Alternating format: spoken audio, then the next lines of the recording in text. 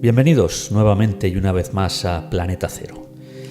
La Tercera Guerra Mundial, el tema que parece ser que va a ser el que vamos a tratar hoy, desde luego es complicado y os voy a explicar por qué. La Tercera Guerra Mundial es un concepto, lógicamente a todos nos puede parecer bien, es una guerra mundial que va a ser la que vendrá a continuación de la Segunda.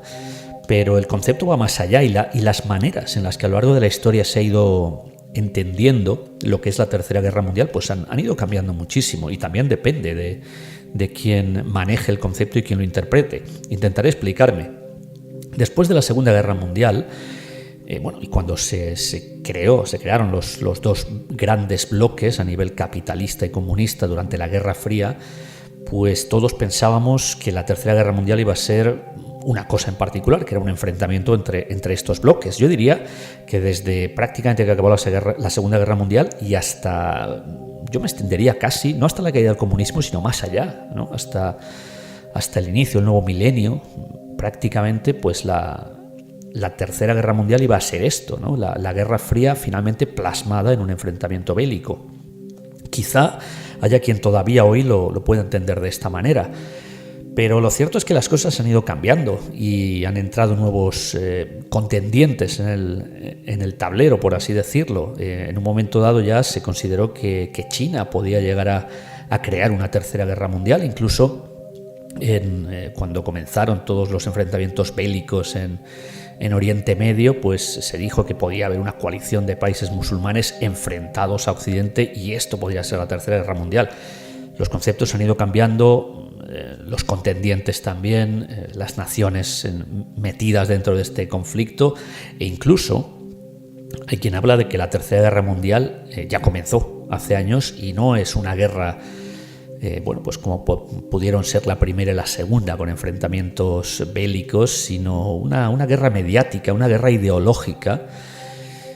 Bueno, ya sabéis cuál es el funcionamiento de los medios de comunicación, que yo siempre llamo incomunicación, sobre todo en los últimos tiempos, y el intento de control de las masas. Bueno, pues hay quien opina que la Tercera Guerra Mundial ya hace años que comenzó y podría ir por estos derroteros. Bien, hoy no vamos a elucubrar alrededor de quién tiene razón a este respecto, qué podría ser la Tercera Guerra Mundial, si estamos a punto de comenzar una cuarta, si la tercera ya pasó, o incluso no vamos a tratar tampoco de las alarmas que algunos nos quieren crear cada vez que hay un enfrentamiento bélico, y hay muy poca memoria en la gente, porque cada vez que hay un enfrentamiento bélico los medios nos quieren asaltar con comienza la Tercera Guerra Mundial, o puede comenzar, y luego nunca comienza. O como decía antes, quizá ya comenzó y ya terminó. Es algo muy subjetivo y yo creo que a día de hoy, insisto, con la comedura de cabeza y el lavado de cerebro de los medios, pues parece que son ellos los que nos tienen que decir que es una guerra mundial y que no. Bien, no vamos a tratar de todo esto. A mí me gustaría comentar o tratar de algunos hechos históricos que sucedieron sobre todo en lo que fue la segunda mitad del siglo XX y que, bueno, he querido titular el podcast de hoy, el programa, como la vez o las veces, mejor dicho en plural, porque han sido unas cuantas, en las que prácticamente o casi comienza la Tercera Guerra Mundial y de la manera que se entendía durante muchos años, que era en ese enfrentamiento entre los grandes bloques, el bloque capitalista, encabezado fundamentalmente por los Estados Unidos de América, y el bloque comunista, fundamentalmente encabezado también por la Unión Soviética. Bien, vamos a analizar concretamente 9 sucesos que acaecieron a lo largo de la historia, desde el final de la Segunda Guerra Mundial y hasta prácticamente finales del siglo XX, que pudieron haber desembocado en esa Tercera Guerra Mundial y de la forma que en aquel entonces se entendía. que era, bueno, pues una destrucción completamente masiva, enfrentamiento nuclear total e incluso destrucción del planeta. Durante muchos años se nos estuvo, bueno, pues alarmándonos, durante, lo comentaba antes, toda la época de la Guerra Fría con este tipo de suceso, ¿no? Que podría llegar a acontecer, una tercera guerra mundial absolutamente devastadora. Hubieron muchísimos films en su momento tratando esta posibilidad, un terror que parecía real y que, insisto, en estos 9 casos estuvo mucho más cerca de lo que nos podemos pensar. Vamos a comenzar. En primer lugar, y fijaos, se dice que la Tercera Guerra Mundial, cuando más cerca estuvo a punto de estallar, fue justo después de la Segunda. ¿Y por qué? Si ya se había derrotado al enemigo, que era en aquel entonces, bueno, un enemigo doble, por así decirlo, el bando del Eje, que representado fundamentalmente por Alemania y por Japón, en 2 escenarios totalmente diferentes, Europa y el Pacífico, pero en principio el enemigo estaba derrotado, 1945, como todos sabéis. Entonces, ¿por qué? ¿Por qué iba a estallar en ese momento la Tercera Guerra Mundial? Bueno, pues de todos es sabido que la Unión Soviética en aquel momento era un aliado de conveniencia, y era un aliado pues básicamente por su poder militar, que fue de lo que fundamentalmente derrotó a la Alemania de Adolf Hitler, y también pues porque no se nos escapa, Adolf Hitler atacó a la Unión Soviética, y en ese momento pues todas las naciones que habían sido atacadas hicieron una gran alianza, por así decirlo, contra el Eje, en aquel momento contra Alemania. También en el otro escenario que os comentaba, en el de Japón, pues era muy conveniente que la Unión Soviética, que también tenía intenciones territoriales con respecto a Japón, pues entrara en esa batalla. Ya hablamos de este tema cuando hicimos el podcast sobre la rendición de Japón y por qué los japoneses finalmente se rindieron a Estados Unidos y no a los soviéticos. Hay un porqué, y es que tenían auténtico terror a que el comunismo llegara a Japón por las repercusiones que pudo haber tenido en su momento, así que optaron por rendirse a Estados Unidos. Pero este no es el tema ahora mismo. Yo os invito a que veáis aquel podcast de la rendición de Japón, bastante interesante, que hicimos hace algún tiempo. En cualquier caso, nos vamos a ir a Berlín, que es el teatro de operaciones en Europa tras la Segunda Guerra Mundial, y todo el mundo sabe lo que sucedió, tanto en Alemania como en particular en Berlín, y es que hubo 4 potencias, las fundamentales en aquel teatro de operaciones europeo, que se repartieron pues tanto el territorio alemán como la capital, Berlín. Estoy hablando, por un lado, las naciones capitalistas, si las podemos denominar así, como eran Reino Unido, Francia y Estados Unidos, y por el otro lado la Unión Soviética. De esa manera Alemania quedó dividida en 2, lo que se conoció como la Alemania Federal y lo que se conoció como la Alemania Democrática, que era la parte del este dependiente de la Unión Soviética. Y lo mismo sucedió con Berlín. La gran capital se repartió en 4. Lo que pasa es que en este caso, 3 de las partes fueron a las naciones que comentaba, Estados Unidos, Francia y Reino Unido, y una parte a la Unión Soviética. En este caso el problema es que Berlín había quedado totalmente enclavada dentro del territorio de la Alemania Democrática, controlada por la Unión Soviética. Así que ahí comenzaron los problemas. Todo el mundo sabe la historia del muro de Berlín, cómo la gente que estaba en la parte soviética quería cruzar a la parte que en aquel entonces ya pertenecía a Alemania Federal, aunque era, insisto, un enclave dentro de la Alemania Democrática. Y bueno, pues aquí comenzaron los problemas desde el primer momento, y es que nadie confiaba en la Unión Soviética, ni en Stalin, ni en el comunismo. Desde 1945 hasta 1948, los 3 años siguientes a la guerra, en Berlín sucedió de todo. Incluso Churchill, el premier británico por aquel entonces, pensó en, fijaos hasta dónde escaló el conflicto, que Churchill pensó en liberar soldados alemanes y altos cargos de la Wehrmacht, que después de la guerra iban a ser juzgados. Bueno, pues pensó en liberarles, darles armas y ponerlos a combatir contra los soviéticos. Churchill odiaba el comunismo, odiaba a la Unión Soviética y odiaba a Stalin. El problema es que, en aquel momento, al final de la guerra, tuvieron que firmar varios pactos y sobrellevar, ¿no?, las malas relaciones que había. Churchill no quería saber nada con Stalin después de la guerra, y fue uno de los principales personajes que buscó este enfrentamiento, que, insisto, casi lleva a comenzar allí mismo, después de acabar la Segunda Guerra Mundial, a comenzar la Tercera. De esta manera, estos 3 años que os comentaba, del 45 al 48, se llegó a producir incluso un bloqueo a Berlín Occidental, de manera que no había, insisto, se trata de un enclave dentro de la Alemania democrática controlada por la Unión Soviética, con lo cual cualquier vehículo terrestre, ferrocarril, camiones con suministros tenía que pasar por este territorio, y lo que se hizo fue un bloqueo en toda regla, de manera que el único transporte era aéreo. La única manera de entrar o salir de Berlín Occidental era de esta manera. Esto supuso, lógicamente, entre los ciudadanos de Berlín Occidental y en general entre todas estas naciones de la Alianza Occidental, pues una escalada de tensión que a punto estuvo de terminar en el inicio de esta Tercera Guerra Mundial, justo a continuación de la Segunda. Finalmente, bueno, se llegaron a unos ciertos acuerdos a medias, porque ya sabemos que la tensión pues duró prácticamente hasta la caída del muro de Berlín. ¿Cuántos casos hay, no?, de gente que intentó cruzar? Algunos casos incluso que algún día me gustaría relatar, porque llegué a conocer a algunas personas que estuvieron en esa tesitura y cruzaron el muro de Berlín, y lo que sucedió con todo lo que dejaron atrás no fue tampoco nada agradable. Pero bueno, insisto, esta es otra historia que también daría mucho de sí. Pasamos a la segunda ocasión en la que casi estalla la Tercera Guerra Mundial, y fue unos pocos años después, con una situación muy similar, pero en el otro teatro de operaciones que os comentaba, que es en el teatro del Pacífico y con las posesiones de Japón. Sucedió lo mismo con un territorio, lo mismo que os acabo de contar con Alemania, pues sucedió lo mismo con un territorio que tenía controlado Japón. Y tras su derrota, también en 1945, se procedió en el año 1948 concretamente a separar el territorio de Corea en pues dos naciones diferentes, una controlada por la Unión Soviética, lógicamente, que había sido una de las naciones que derrotaron a Japón nuevamente, y la otra controlada por Estados Unidos, que también, como bien sabéis, consiguió que Japón se rindiera. De esta manera surgió el conflicto que, como bien seguramente sabéis, dura hasta el día de hoy, el conflicto de Corea del Sur y Corea del Norte. Pues bien, en 1950 el conflicto finalmente estalla para llegar hasta nuestros días con lo que fue la Guerra de Corea.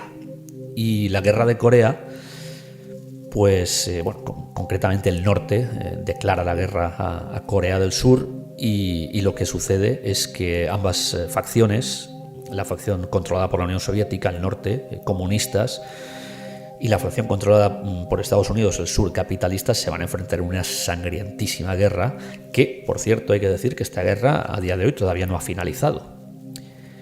Y si bien no hay enfrentamientos armados, aunque todos sabemos cuál es la situación entre las dos Coreas, ¿no?, y la cantidad de gente muy similar a lo que os contaba antes con Berlín, la cantidad de gente que quiere escapar del norte para llegar a otras naciones, concretamente a Corea del Sur, que es lo más lógico, aunque hay incluso odiseas, ¿no?, de gente que ha llegado a viajar hasta la India, cruzando pues diferentes naciones de Asia, todo por escapar de Corea del Norte, de ese comunismo tan férreo.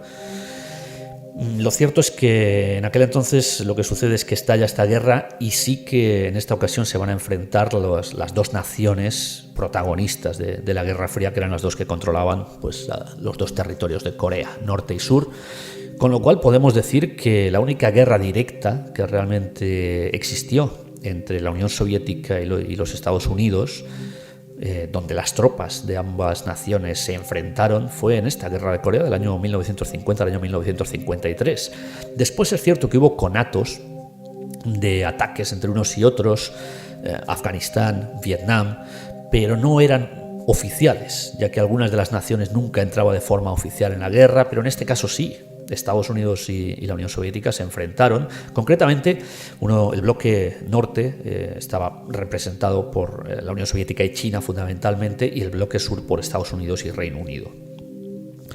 Bien, en principio parece que solamente fue una guerra en este territorio, ¿no?, en el territorio coreano, pero lo cierto es que durante estos 3 años de enfrentamiento, del 50 al 53, en muchísimas ocasiones estuvo a punto de la cosa extenderse mucho más allá y declararse una auténtica guerra mundial. debido a este enfrentamiento en Corea. Os decía antes que la guerra oficialmente nunca ha terminado porque nunca se firmó una rendición de ninguno de los dos bandos. Simplemente ha habido altos el fuego, treguas, pero la guerra oficialmente sigue en marcha. Quién sabe si algún día pues quizás se retome, aunque veremos en ese momento quiénes pueden ser los contendientes. Nos vamos a un tercer hecho que también bastante famoso. Yo creo que casi todo el mundo conoce lo que sucedió con la crisis de los misiles de Cuba en el año 1962. E incluso se llegaron a hacer films a este respecto durante el mandato, la presidencia de John Fitzgerald Kennedy en la Casa Blanca en Estados Unidos. Estamos hablando de octubre de 1962. La Unión Soviética se salta lo que estaba siendo un bloqueo a Cuba, que estaban ejerciendo los Estados Unidos, y traslada misiles a territorio cubano, pues básicamente para armar a los cubanos en caso de un hipotético ataque estadounidense. Bueno, aquello fue una escalada que fue creciendo por el hecho de que los soviéticos se saltaran este bloqueo y apoyaran a Cuba, incluso con varios buques que directamente se dirigían a la isla y fueron perseguidos por navíos de guerra estadounidenses. Los soviéticos enviaron submarinos a la zona. Estados Unidos comenzó a apuntar con los misiles que tenía en Turquía la Unión Soviética. Bueno, aquello casi se le va de las manos a John Fitzgerald Kennedy. Y el máximo hecho, yo creo que sucedió cuando un submarino soviético quedó absolutamente incomunicado en las profundidades del mar Caribe y pensó que la guerra ya había estallado. Aquel submarino llevaba misiles nucleares a bordo y bueno, pues pensando que la guerra ya habría estallado, se dispuso a lanzarlos. ¿Y por qué no se lanzaron? Pues porque un solo oficial, en contra de otros 3 oficiales que sí que se disponían ya a lanzar estos misiles, lo cual hubiera acarreado lógicamente un contraataque estadounidense y posiblemente la guerra mundial, pues un solo oficial se sublevó, se amotinó y se negó a lanzar los misiles pensando que debían de esperar confirmación desde Moscú. El nombre de este héroe, de este oficial, es Vasily Arkhipov. Pues la persona que en este caso, y vamos a ver que no fue la única vez, que siempre un héroe anónimo, una sola persona, fijaos lo que puede suponer, evitar posiblemente toda la destrucción del planeta, el amotinamiento de Vasily Arkhipov consiguió que no se dispararan los misiles y no estallara la Tercera Guerra Mundial. Nos vamos hasta octubre de 1973, otro teatro de operaciones más, en este caso Oriente Medio, y concretamente la guerra del Yom Kippur, 1973. Muchos sabréis también, una guerra árabe-israelí donde pues naciones como Egipto, Siria se alinean también, en este caso la Unión Soviética se alinea con ellos, y el otro contendiente en la guerra, que era Israel, pues va a buscar apoyo en su aliado, en su eterno aliado, que son los Estados Unidos. Y nuevamente parecía que iba a estallar un conflicto muy similar al de Corea, donde ambas naciones iban a combatir la una contra la otra de forma directa, pero claro, 20 años después, con todos los avances tecnológicos y armamentísticos que ya había en 1973, pues a punto estuvieron de lanzarse misiles nuevamente unos contra otros, de Estados Unidos a la Unión Soviética, con lo que esto hubiese supuesto. Insisto, octubre de 1973, guerra del Yom Kippur. Nos vamos hasta 1979 ahora y vais a ver que los próximos eventos ya no van a ser guerras como tales, sino, la tecnología avanza y el hecho muchas veces de dejar la tecnología en manos de máquinas, los controles de misiles y no de humanos, pues pueden llevar a errores bastante complicados. Concretamente uno de ellos acaeció el 9 de noviembre de 1979 en lo que fue el NORAD, o en lo que es a día de hoy, si no me equivoco, creo que todavía existe, que es el Mando Norteamericano de Defensa Aérea. Pues el NORAD cometió, las máquinas que lo controlaban en este caso, cometió un error. Y es que una de las computadoras, con un mal funcionamiento, mostró en pantalla un ataque masivo de misiles de la Unión Soviética que se dirigían hacia Estados Unidos. Claro, los Estados Unidos, pensando que en 1979, en plena Guerra Fría, las cosas, escalaban rápidamente en cuanto había algún tipo de conflicto, ya no solo diplomático, sino incluso bélico. Bueno, pues lo primero en lo que pensó Estados Unidos es un contraataque nuclear totalmente preparado. Y aquí, si ellos nos bombardean con misiles nucleares, aunque nos muramos todos, pues ellos también. Bien, ¿qué sucedió? Pues que en el último momento se descubrió que la computadora no estaba funcionando bien, que había un error después de varias comprobaciones, y cuando la computadora finalmente se reinició y se reparó, se descubrió que no había ningún tipo de misiles en ningún lugar llegando a Estados Unidos. Y bueno, pues el contraataque se quedó en nada, pero la cosa nuevamente volvió a escalar. Insisto, esto sucedió el 9 de noviembre de 1979. Lo que pudo haber sido, pues nuevamente, el final de la raza humana con un ataque masivo nuclear. Otra escalada, escalada militar bastante, bueno, más que militar en este caso fue diplomática, pero casi llega más allá, sucedió en septiembre de 1983. Vamos a ver que en 1983 fue un año bastante caliente, porque Ronald Reagan en el poder, y ya sabemos cómo en Estados Unidos, y ya sabemos cómo se las traía este hombre. Bueno, lo que sucede en septiembre de 1983 es que hay un derribo de un avión de Korean Airlines, concretamente el número 007 de esta aerolínea coreana, que realizaba un trayecto entre New York y Seúl, la capital de Corea del Sur.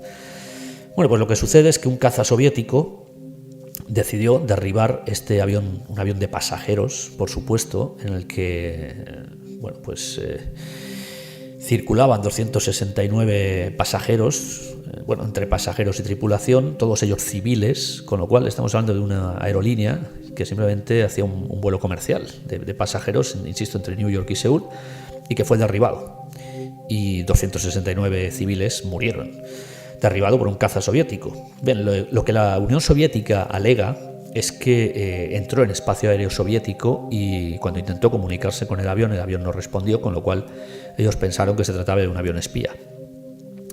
No sé qué tipo de extraña excusa es esta, porque parece ser que el avión estaba sobrevolando Japón en aquel momento, con lo cual no me parece que fuera espacio aéreo de la Unión Soviética. ¿Podría ser un nuevo error de algún tipo de computadora? Pues es posible, pero yo me imagino que siendo el piloto de aquel caza soviético, cuando se acercó al avión para derribarlo, debió de ver claramente que era un Korean Airlines y no un avión espía o que era un avión de pasajeros. La cuestión es que el avión fue derribado y los reproches y la tensión, ya os podéis imaginar hasta qué punto llegó. Corea del Sur, claramente aliado de Estados Unidos, además era un vuelo que había partido de New York, de los Estados Unidos.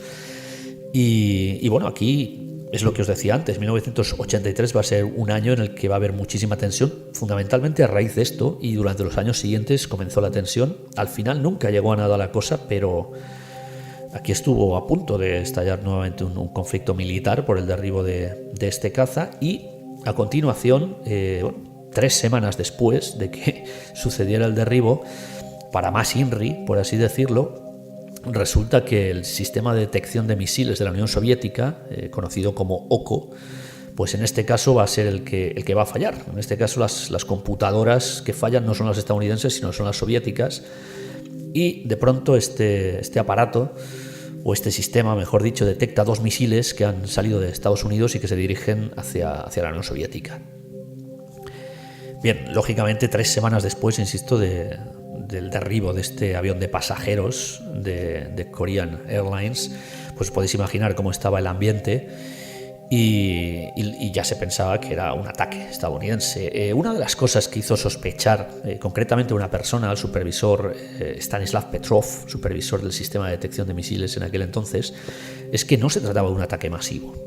Le hizo sospechar de que podía haber un error, porque lo lógico era pensar que si Estados Unidos quería comenzar una guerra, pues no tiene ningún sentido lanzar 2 misiles, ya que no vas a conseguir una destrucción masiva y lo más seguro es que te contraataquen y en ese momento el contraataque sí que sea con todo.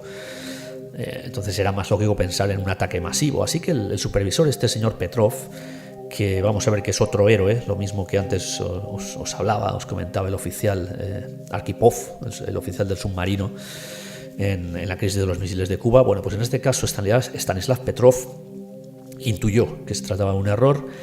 Hubo muchas presiones, fundamentalmente desde el Kremlin, pero él no contraatacó. Decidió esperar a ver qué sucedía, nuevamente hacer más comprobaciones con diferentes máquinas, con diferentes computadoras, hasta que vio que efectivamente era un fake, era un fallo. Los misiles nunca partieron de Estados Unidos, no había misiles, y este no contraataque lo que supuso pues fue, insisto, septiembre de 1983, que no comenzara una guerra nuclear masiva y nuevamente destrucción del planeta.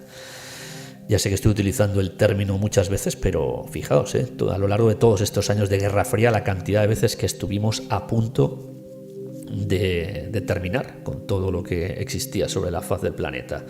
Pues aquí tenemos otro héroe, el supervisor Stanislav Petrov. Y poco después, un par de meses después de esto, seguimos en 1983, noviembre de 1983, vamos a hablar de la operación Able Archer. ¿Qué es esto de Able Archer? Bueno, pues es una operación de la OTAN, ya sabéis, la Organización del Tratado del Atlántico Norte, encabezada, como siempre, por los Estados Unidos, también Reino Unido. Esta operación Able Archer era un simulacro de un ataque nuclear. La verdad es que pienso que no tenían otra fecha mejor, ni un momento mejor que hacer un simulacro de ataque nuclear, justo 2 meses después del derribo del avión, del Korean Airlines, y justo pues también casi 2 meses después del error del sistema de detección de misiles de la Unión Soviética. La cosa estaba muy tranquila, por lo visto, y hablo con completa ironía, como para realizar un simulacro de ataque masivo por parte de la OTAN. Lógicamente la Unión Soviética detecta estas operaciones, este simulacro, y considera que es un ataque real y por supuesto se dispone a contraatacar. Bueno, el espionaje de Estados Unidos se entera de que la Unión Soviética está preparando todos los misiles para lanzarlo todo sobre territorio estadounidense.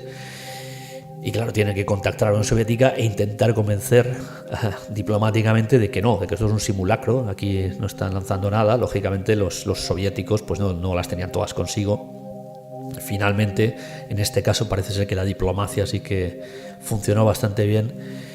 Y bueno, pues después de negociaciones y unos cuantos días de tensiones, finalmente la Unión Soviética cancela el contraataque y por supuesto el simulacro de la OTAN pues se tiene que detener, porque lógicamente no tenía ninguna razón de ser efectuarlo en aquellas fechas. Termina la Guerra Fría, cae en teoría lo que es el comunismo, en cualquier caso cae la Unión Soviética, ya sabemos que se disgrega en diferentes naciones, pero Rusia sigue teniendo muchísimo poder, aunque bueno, se ha debilitado en teoría, pero sigue teniendo, insisto, muchísimo armamento, muchísimos aliados en la zona. Y nos vamos hasta el año 1995, ya bueno, pues unos cuantos años después de la disolución de la Unión Soviética. En este momento recordaréis al personaje que dirigía los destinos de Rusia por aquel entonces, Boris Yeltsin, un hombre pues que siempre lo recordamos con un gesto bastante simpático, sonriente, nariz colorada, bastante afectado por el vodka, todo hay que decirlo. Bien, pues Boris Yeltsin era entonces el mandatario de Rusia cuando sucede el evento del cohete noruego. ¿Y qué es el evento del cohete noruego? Pues Noruega, que curiosamente es un país fronterizo con Rusia, una pequeña frontera en la zona norte, en la zona más septentrional de Escandinavia. Bueno, pues a Noruega no se le ocurre otra cosa que lanzar un cohete para estudiar las auroras boreales, que es algo pues realmente hecho con muy buenas intenciones, pero los rusos, que siempre están al ojo de todo y no pierden detalle de nada, los rusos detectan un misil que está circulando por una zona muy cercana a su territorio y piensan que es un Trident estadounidense, un misil Trident estadounidense que se ha lanzado desde un submarino en el océano glaciar ártico y que se dirige a Moscú, básicamente, es lo que piensan los rusos. Yeltsin pues pone en alerta a todos sus mandos militares y está a punto de lanzar un ataque nuclear masivo contra Estados Unidos. A pesar, insisto, de que os lo comentaba antes, el cohete era noruego y básicamente era un cohete, no voy a decir meteorológico, pero casi, ¿no? Era un cohete científico para estudiar las auroras boreales. Bueno, en un momento dado, por lo visto nuevamente alguien en Rusia se detecta que aquel cohete pues no lleva rumbo a Moscú, sino que se pierde, ¿no? Casi en la estratosfera buscando esa información sobre las auroras boreales. Y en aquel entonces pues ya sí que comienzan nuevamente los contactos diplomáticos y alguien se da cuenta en Rusia de que todo era un error y de que en este caso tampoco ha habido provocación por parte de Estados Unidos, ni de Noruega, ni de nadie. Simplemente los rusos que ya tienen la piel demasiado fina después de tantos errores, intentos de ataque, contraataque, pues pensaban que se les atacaba. Han habido seguramente muchos más casos de alertas nucleares masivas. No he querido incluir ninguna más. A partir ya lo comentaba antes, del nuevo milenio, después del año 2000-2001, pues estamos viendo ya un cambio de tendencia, ¿no? Por ejemplo, con el ataque o el supuesto ataque al World Trade Center en 2001, pues parecía que el enemigo era otro, ¿no? Y parecía que las cosas iban a girar. En ese sentido, lo comentaba al principio, aparecen nuevas naciones, nuevos enemigos para Estados Unidos. China también aparece en un plano realmente importante. Muchas otras naciones comienzan a desarrollar armamento nuclear. También hicimos un podcast al respecto de las naciones, lo que son las potencias nucleares o lo que eran las potencias nucleares pues a día de hoy, naciones como India y Pakistán, que están continuamente apuntándose el uno al otro por la situación en Cachemira, pues también podrían desencadenar perfectamente una guerra mundial. Así que fijaos, ¿no? El escenario a día de hoy pues parece que puede ser incluso más fino de lo que era durante la Guerra Fría, pero me he querido referir a lo que sucedía por aquel entonces entre esos dos bloques que parecía que se iban a amenazar el uno al otro. Algunos parece que están interesados en que los dos bloques vuelvan a aparecer, pero eso es otra historia. Yo creo que no vamos a hablar de algo que atañe a otro tipo de control mundial que parece que se quiere establecer últimamente, y creo que lo dejaremos para otra ocasión, porque si no me puedo extender mucho más en el podcast hoy. Esto es lo que os quería comentar. Las veces cuando casi estalló la Tercera Guerra Mundial, desde el final de la Segunda Guerra Mundial hasta prácticamente el final de la década de los 90 del milenio y el inicio del nuevo milenio. Espero que os haya gustado el podcast de hoy y os emplazo hasta una nueva ocasión aquí en Planeta Cero. Hasta pronto.